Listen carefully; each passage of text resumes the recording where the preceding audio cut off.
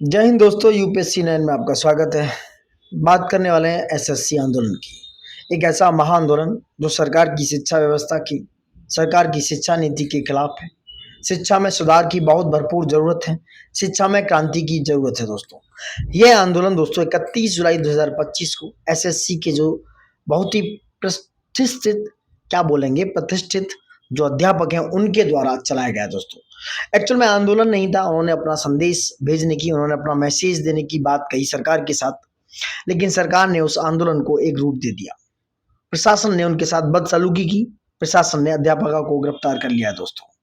गिरफ्तार करने के बाद उनको जगह जगह थानों में ले जाया गया, उन्हें जगह जगह दिल्ली में घुमाया गया, छोड़ा गया, उनके साथ बदसलूकी की। उसके बाद छात्रों ने इस आंदोलन का एक महारूप तैयार कर लिया, अख्तियार कर लिया दोस्तों। इस तरह की जो है सरकार की तरफ से नाकामियां देखने को मिल रही हैं दोस्तों। ये कोई एसएससी का ही आंदोलन नहीं है, ये सारे छात्रों के खिलाफ। जैसे अभी आजकल देख रहे हैं आरओ की आंसर की जारी की है, उसमें भी दोस्तों 5 क्वेश्चंस आरओ के द्वारा गलत किए गए हैं दोस्तों। यूपीपीसीएस का जो आयोग है, इतना बड़ा संस्था है, उसके द्वारा 5 क्वेश्चंस के आंसर गलत कर दिए गए हैं। किस तरह की शिक्षा व्यवस्था है दोस्तों? इस बड़े लेवल के कॉम्पिटिटिव एग्जाम्स में आप अपने आंसर्स गलत रखते हैं। एसएससी में भी 10 से 15 क्वेश्चंस के आंसर गलत रखे जाते हैं। ये किस तरह की शिक्षा व्यवस्था है? किस तरह का एग्जाम हो रहा है दोस्तों? किस तरह की संस्थाएं एग्जाम ले रही हैं जो एक छोटे से पेपर को भरपूर तरीके से, बहुत क्लैरिफाई तरीके से नहीं बना पाती हैं दोस्तों। ये बड़ा ही क्वेश्चन मार्क खड़ा हो गया है। किस तरह के साथ बच्चों की जिंदगी के साथ, उनके भविष्य के साथ, उनके सपनों के साथ खिलवाड़ कर रही है सरकार। क्या चाहते हो कि भविष्य आने वाली जो पीढ़ियां हैं वो नदारद रहें, वो कुछ ना कर पाए, वो देश की जो बागडोर है उसको सही से नहीं संभाल पाए। जब शिक्षा व्यवस्था इस तरह से बहुत दूर हो जाएगी, शिक्षा में लोगों की कमियां हो जाएगी, शिक्षित लोगों की जब कमी भरपूर नहीं हो पाएगी, तो किस तरह ये चीजें काम करने वाली हैं दोस्तों। छात्रों के साथ ऐसा अन्याय हो क्यों रहा है? मैं कुछ क्लिप्स दिखाता हूँ, आप देखिए दोस्तों।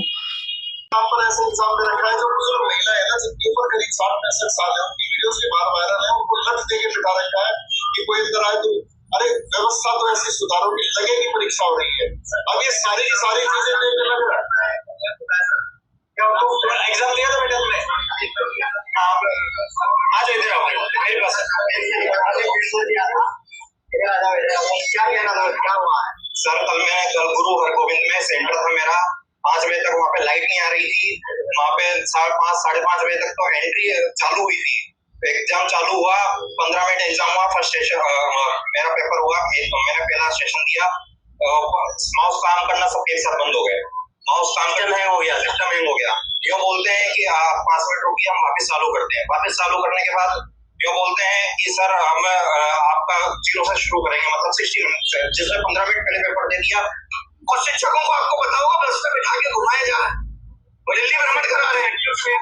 तो देखा दोस्तों किस तरह की ये व्यवस्था है। एक छात्र के द्वारा वहां पर कंप्यूटर का शट ऑफ हो जाना, माउस का ना चलना, ये किस तरह की व्यवस्था है। एक्चुअल में बच्चों की शिकायत आयोग से, चाहे वो एसएससी है या कोई भी आयोग है जो शिक्षा के क्षेत्र में काम कर रहा है दोस्तों, उसी से उतनी ही निवेदन है, उसी उतना ही रिक्वेस्ट है कि जो भी एग्जाम आप कंडक्ट करा रहे हैं उनको बखूबी कराइए, उसको एक प्रणाली के तहत, एक अकाउंटेबिलिटी के तहत, एक रिस्पॉन्सिबिलिटी के तहत कराइए दोस्तों। इस तरह की शिक्षा व्यवस्था के खिलाफ आप आंदोलन नहीं करेंगे तो करेंगे क्या करेंगे? मेरे हिसाब से दोस्तों सबको एकजुट हो जाना चाहिए अगर ऐसी शिक्षा व्यवस्था किसी भी देश में है तो।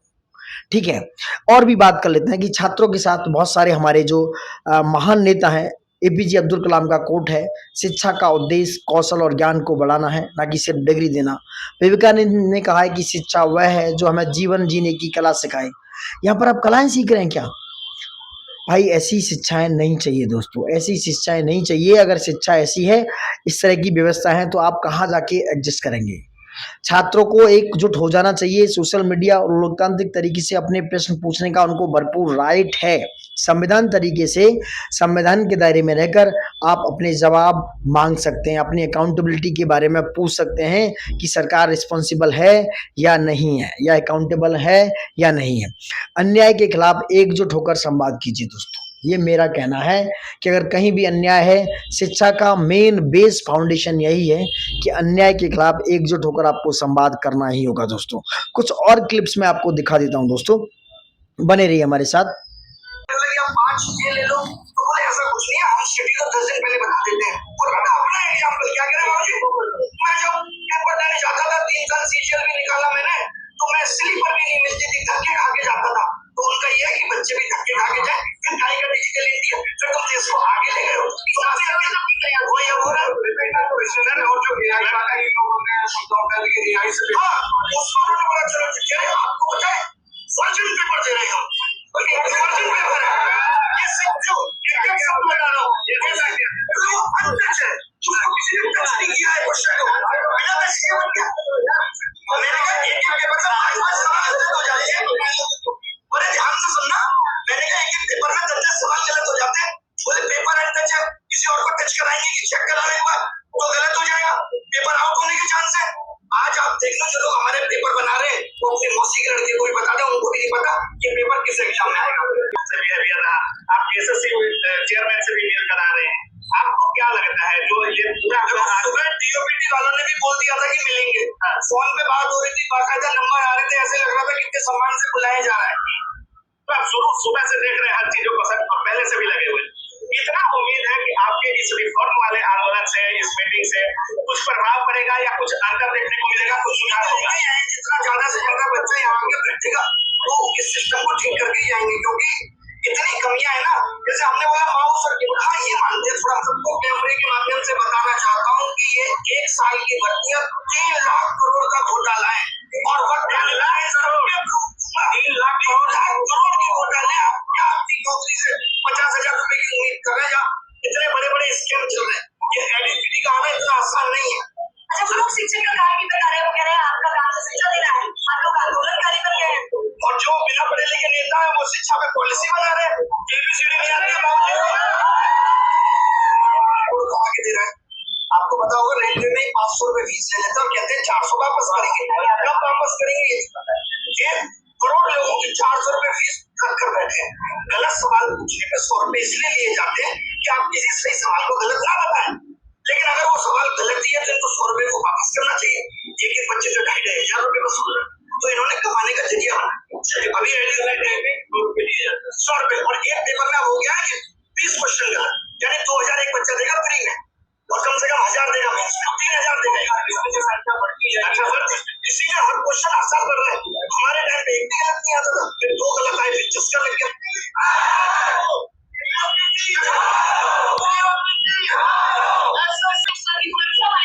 सारे शिक्षक देश भर से अलग अलग कैटेगरी की छोटी सरकारी नौकरी के पढ़ाते हैं, क्योंकि अपने से पैसे लिख कर सारे पेपर्स में लिख कर कुछ ना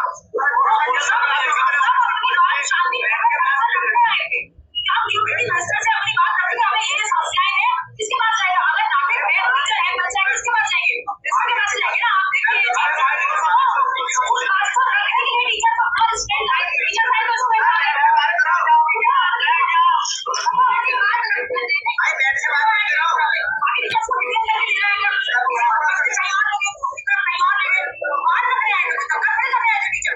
बच्चों की बात करते हैं, उनका पक्ष रखते हैं, जो हमें नहीं आना चाहिए इनको पढ़ना चाहिए, स्टूडेंट्स को हमें पढ़ाना चाहिए, सरकार को रोजगार के अवसर देने चाहिए। अवसर के नाम पे अगर मजाक होगा कि हम पेपर के नाम पे मजाक ही चल रहे हैं, बच्चा जहाँ पेपर देने जा रहा है वहाँ भैंस बनी हुई है, पेपर चल रहा है, कुछ चल रहा है, कैसे वो पेपर घरवाले को इतना ध्यान रखते हैं, टीवी में सामने आवाज तो करता है लेकिन पेपर होता है, और सरकार जहाँ पेपर होगा है वहाँ पे डीजे बज रहे हैं, कैसे नहीं करना चाहिए। परीक्षा शिक्षा पार्टी 7 साल से रही है उत्तर प्रदेश में, तो जैसा कि देखा दोस्तों आपने कि जहाँ पर एग्जाम देने जा रहे हैं बच्चे वहाँ पर डीजे बज रहे हैं, वहाँ व्यवस्था सुव्यवस्थित नहीं है, सरकार की बहुत सारी खामियां हैं, इस तरह की चीज़ें बहुत सारी देखने को मिल रही हैं दोस्तों। तो एसएससी का ये महाआंदोलन एक बहुत ही उग्र रूप ले चुका है दोस्तों। बहुत सारे देश से छात्र और बहुत सारे मतलब अध्यापक जो टीचर हैं जो उनको शिक्षित करते हैं, उनके सपने दिखाते हैं, उनके लिए एक रास्ता चुनते हैं, एक मेंटर होते हैं, वो सब एक जंतर मंतर पर दिल्ली में आकर एकत्रित हो रहे हैं और ये आंदोलन बहुत ही विकराल रूप ले सकता है। और मुझे लगता है एसएससी के लिए नहीं, ये जितने भी छात्र हैं चाहे किसी भी व्यवस्था से संलग्न हैं, चाहे वो यूपीएससी दे रहे हैं, चाहे पीसीएस दे रहे हैं, चाहे जो भी हों, ये सारी व्यवस्था एक सरकार की खामियां हैं। ये सारी व्यवस्था है भारत सरकार की खामियों का एक बहुत ही जीता जागता प्रमाण है दोस्तों। तो सबको व्यवस्थित होकर इस व्यवस्था के खिलाफ एकजुट होकर आवाज़ उठानी चाहिए। छात्रों के साथ ऐसा अन्याय बिल्कुल नहीं होना चाहिए। छात्र किसी भी देश की दोस्तों बैकबोन होते हैं, उसकी रीढ़ की हड्डी होते हैं, भविष्य में आने वाले बहुत सारे नेता होते हैं, देश को चलाने वाले एक एसेट्स होते हैं दोस्तों। तो ये आंदोलन उस तरीके से बहुत ही शांतिपूर्वक जंतर मंतर पर किया जा रहा है।